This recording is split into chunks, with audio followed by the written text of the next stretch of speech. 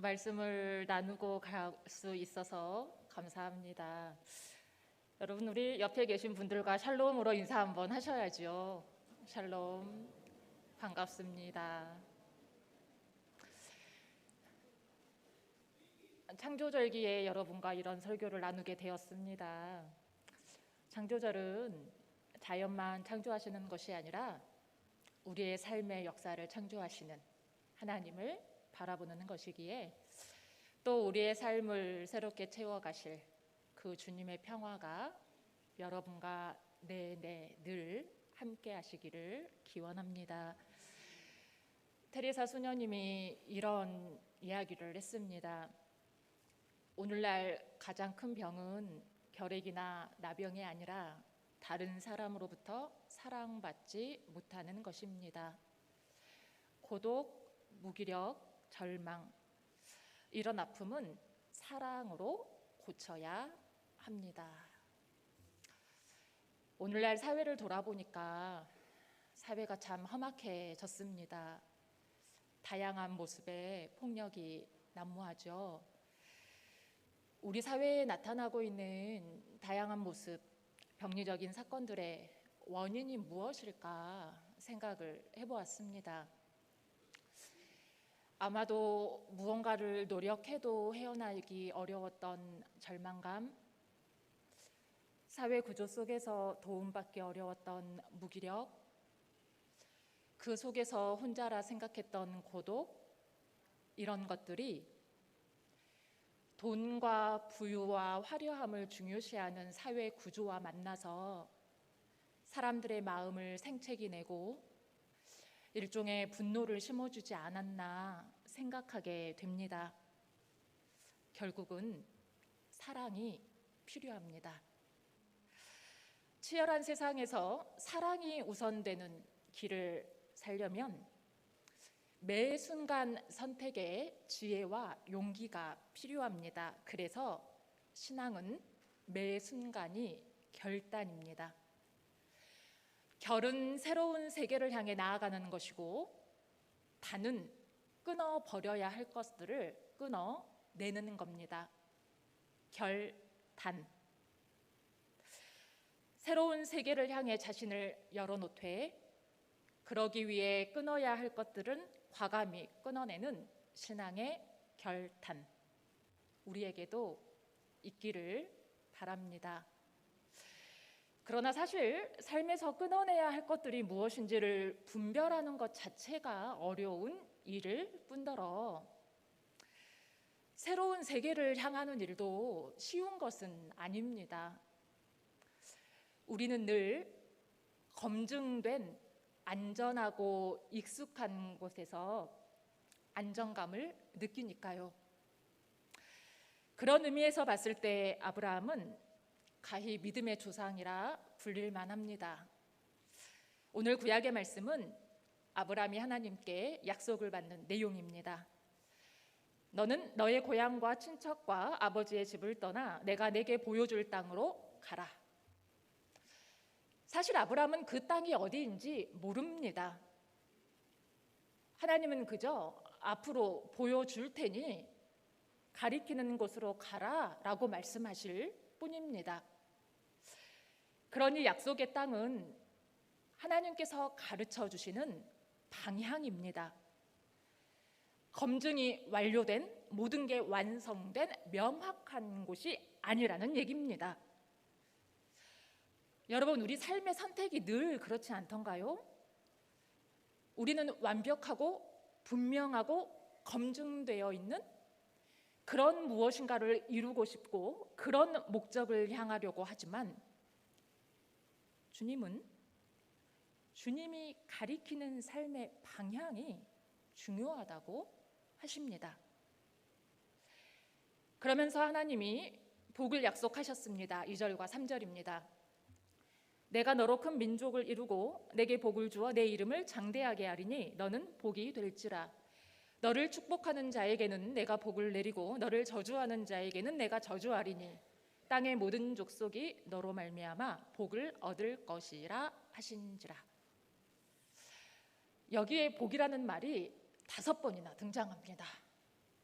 우리 하나님 앞에 복 받고 살아가야 하잖아요. 그런데 여기서 말하는 복이라는 히브리어 바라크는 산출력, 번식력을 말합니다. 다시 말하면 이미 번성해서 완성되어 있는 상태가 아니라 번식할 수 있는 능력, 번성할 수 있는 힘, 곧 하나님의 복 바라크는 완성품이 아닌 힘, 가능성임을 암시합니다. 우리는 늘 분명한 무엇인가가 나의 손에 쥐어졌을 때 복받았다 라고 생각하잖아요. 눈에 보이는 분명한 무엇인가가 이루어지지 않았을 때는 하나님 우리에게 좀 복을 주셔야죠 라고 생각하잖아요. 그런데 오늘 이 바라크는 완성된 무언가가 아니라는 얘기입니다. 우리는 삶에서 문제를 만날 때 그 문제를 해결해 주지 않는 하나님을 원망하죠. 한순간에 상황이 변해서 모든 것이 풀리기를 바라기도 합니다. 그러나 분명히 하나님이 말씀하시는 복은 힘, 가능성입니다. 그러니 벽과 같은 현실을 만날 때 우리 눈앞에 있는 것이 단단한 벽인 것이 분명해 보일 때도 낙심하지 마십시오.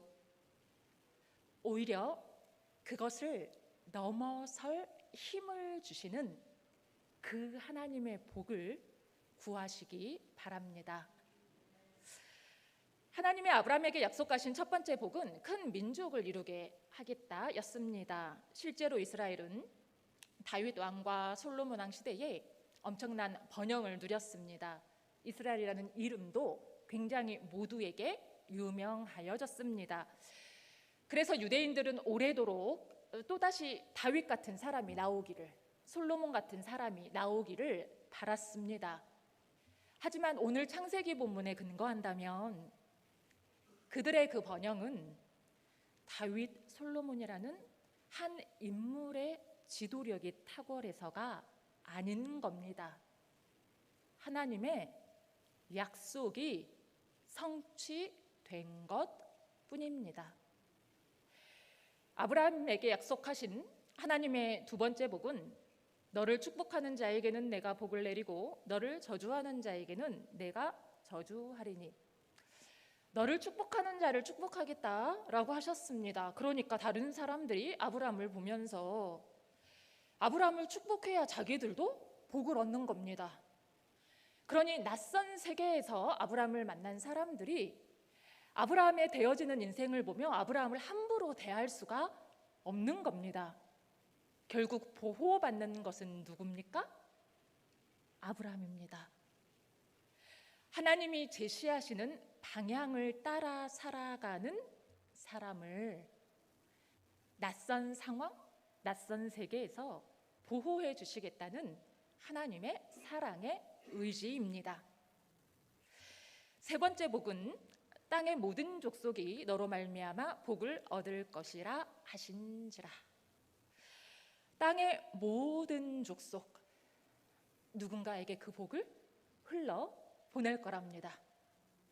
그저 아브람 혼자 번영하고 아브람 가문 혼자 번창하여서 잘 먹고 편안하고 그렇게 사는 것이 아니라 하나님의 복은 혼자 번성하는 것이 아니라 모든 사람에게 함께 나누고 흘러보내고 누리는 것이라고 말씀합니다.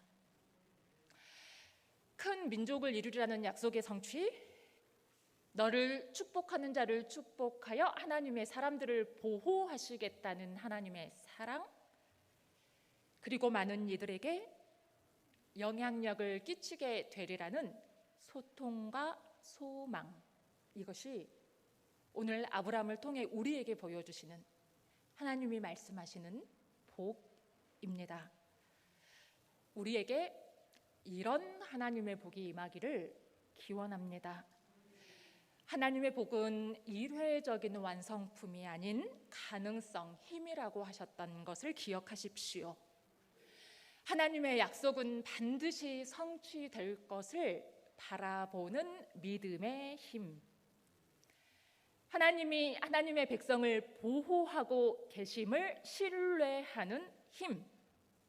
널리 그 복을 끼치는 자로 살아갈 힘. 그 힘을 주시는 하나님 앞에서 참 은혜 가운데 걸어가는 모두가 되시기를 기원합니다. 서신서의 본문은 아버지께서 어떠한 사랑을 우리에게 베푸셨는지 생각해 보라는 권면으로 시작합니다. 어떤 사랑입니까? 하나님의 자녀라 칭해 주신 사랑입니다. 존재성의 변화입니다. 전혀 다른 존재가 된 겁니다. 새로운 창조물이 창조된 것과 같습니다. 어둠과 염려와 조그만 것들에 불안해하며 그것들의 종노릇하며 살아가던 우리의 존재가 빛이신 하나님의 자녀가 되었습니다. 새로 창조되었습니다. 엄청난 사랑이죠. 그런 사랑받은 사람은 어떻게 살아야 하는가? 3절입니다. 주를 향하여 이 소망을 가진 자마다 그의 깨끗하심과 같이 자기를 깨끗하게 하느니라. 자기를 깨끗하게 하라 하십니다. 깨끗하게 하는 기준도 가르쳐 주셨죠. 3절의 중간 부분, 그의 깨끗하심과 같이입니다. 주님의 깨끗하심과 같이 우리를 깨끗하게 하라 하셨습니다. 주님은 멀리 놓고 우리가 믿어야 할 대상인 것만이 아니라 우리가 그렇게 되어서 살아가야 할 주님의 깨끗하심처럼 그것이 우리의 삶이 되어야 한다고 말씀하시는 겁니다. 그런데 그러려면 기억할 것이 한 점 있습니다. 3절의 첫 부분, 주를 향하여 이 소망을 가진 자가 되어야 합니다. 다시 말하면 하나님께 소망을 둔 자라야 자신을 깨끗하게 할 수 있다는 얘기입니다. 또다시 말하면 하나님 말고 나 자신의 능력을 믿고 나 자신의 신념을 믿고 세상의 인정을 바라며 살아가는 사람들은 자신을 주님을 향해서 주님처럼 깨끗하게 하는 자가 아니라는 말씀입니다. 이러한 의미에서 오늘 서신서가 말씀하시는 메시지는 분명합니다. 우리를 하나님의 자녀라고 불리게 하신 것 하나님의 사랑입니다.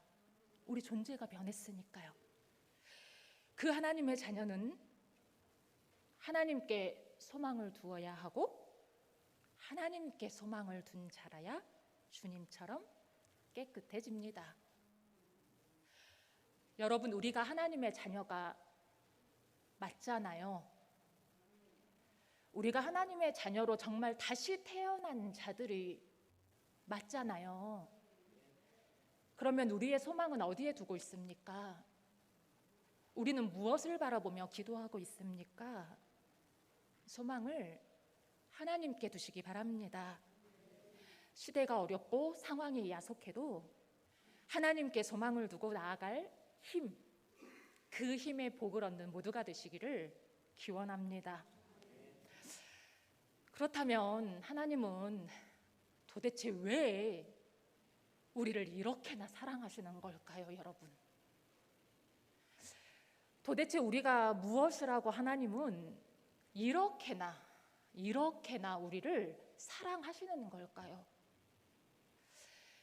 한 초등학생에게 선생님이 물었답니다. 부모님은 왜 우리를 사랑하실까요? 그랬더니 그 초등학생이 그러게 말입니다 라고 대답했다고 합니다. 하나님은 왜 이렇게나 우리를 사랑하실까요? 그러게 말입니다. 우리의 모습을 우리가 아는데, 우리의 생각을 우리가 아는데, 우리 속에 무엇이 있는지 우리가 아는데, 그런 우리를 하나님은 왜 이렇게나 사랑해 주시는 걸까요? 도무지 사랑받을 자격 없는 우리를 그토록 사랑하시는 하나님의 마음은 우리도 성숙하여서 주님과 같은 존재로 서기를 바라시기 때문입니다. 아이가 처음 태어났을 때는 본능적인 욕구에 충실하면 그것이 건강한 겁니다. 배고프면 울고, 배부르면 웃고, 잠 오면 잠자고. 그런데 시간이 흘러도 그 욕구밖에 모른다면, 성장하지 않는다면 그것은 큰 걱정거리가 되겠지요. 신앙도 마찬가지입니다. 우리가 연약할 때 주님은 위로해 주셨고, 낙심할 때 힘이 되어 주셨습니다. 때로는 모든 순간을 세밀하게 손잡고 한 걸음씩 직접 인도해 주기도 하셨습니다. 그러나 세월이 흘러도 여전히 우리가 그런 것 받기만 바란다면, 세월이 흘러도 여전히 자기 욕망이 중심이 되어 타인을 향하지 못한다면, 세월이 흘러도 여전히 나 위로받는 것 외에 하나님 뜻 행하는 일에는 무관심하다면 우리는 하나님의 근심거리가 될 수밖에요.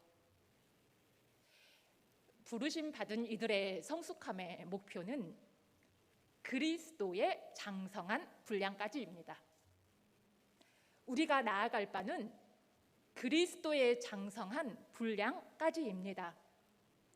하늘에 계신 아버지가 완전하신 것 같이 우리도 그러하도록 기도하고 성찰하고, 우리 아버지가 자비로우신 것 같이 우리도 자비로운 사람이 되고자 노력하면서, 앞으로 우리의 인생이 어떻게 될지 모르지만 예수님이 다시 오시는 그날 우리도 주님처럼 깨끗하게 서게 될 것을 믿으면서 그렇게 하나님의 사랑을 기억하며 나아가시기를 원합니다.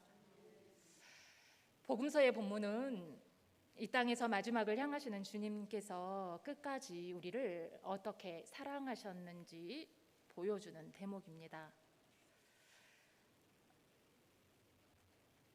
그동안 한일교회에서 함께한 긴 시간을 매듭지으면서 복음서의 말씀, 예수님께서 주신 어떤 말씀을 나눌까 하다가 요한복음 17장에서 주님이 하신 기도를 나누어야겠구나 생각했습니다. 오늘 복음서는 새번역 본문으로 제가 다시 봉독해 드리는 것으로 대신하려고 합니다. 우리를 향하신 주님의 마음입니다. 아버지께서 내 안에 계시고 내가 아버지 안에 있는 것과 같이 그들도 하나가 되어서 우리 안에 있게 하여 주십시오. 그래서 아버지께서 나를 보내셨다는 것을 세상이 믿게 하여 주십시오. 나는 아버지께서 내게 주신 영광을 그들에게 주었습니다. 그것은 우리가 하나인 것과 같이 그들도 하나가 되게 하려는 것입니다. 내가 그들 안에 있고 아버지께서 내 안에 계신 것은 그들이 완전히 하나가 되게 하려는 것입니다. 그것은 또 아버지께서 나를 보내셨다는 것과 아버지께서 나를 사랑하신 것과 같이 그들도 사랑하셨다는 것을 세상이 알게 하려는 것입니다. 아멘. 사랑하는 여러분, 저와 여러분이 함께한 시간이 결코 짧지 않습니다. 그 시간의 의미가 무엇일까 생각해보니 역시 사랑입니다. 10년 전 한일교회에 다시 부임을 했을 때 이런 일기를 썼습니다. 다시 마음껏 사랑할 수 있겠구나.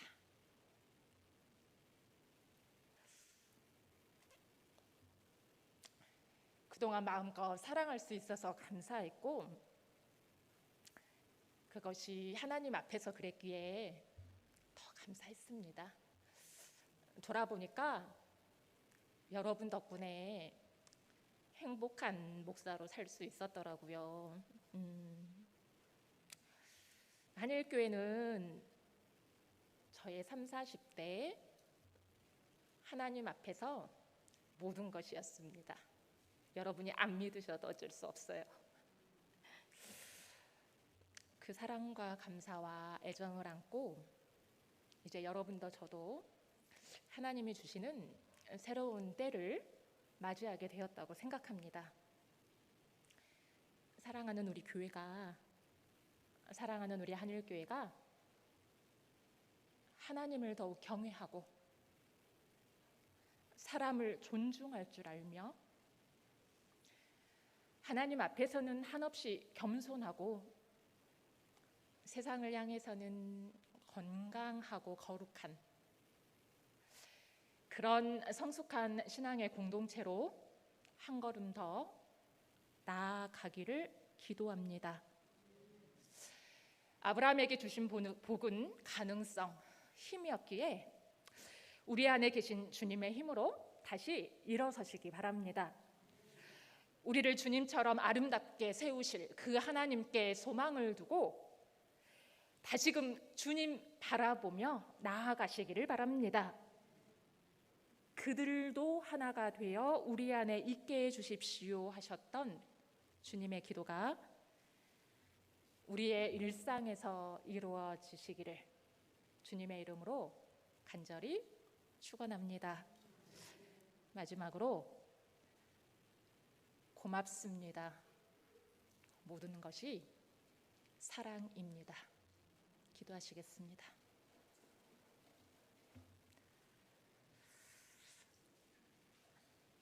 때를 따라 선한 길로 인도하시는 하나님, 한일교회를 이끄시는 주인이 하나님이신 것을 믿습니다. 하나님 안에서 그동안 나누게 하셨던 큰 은혜를 감사합니다. 사랑하는 한일교회가 그리고 사랑하는 우리 한일의 가족들이 주님 주시는 힘을 복으로 받아 하늘의 소망을 두고 하나님과 하나 되게 하옵소서. 더 성숙하고 더 아름다운 하나님 나라 공동체로 세워가실 줄을 믿사오며 우리의 영원한 그리스도 예수님의 이름으로 기도드리옵나이다. 아멘.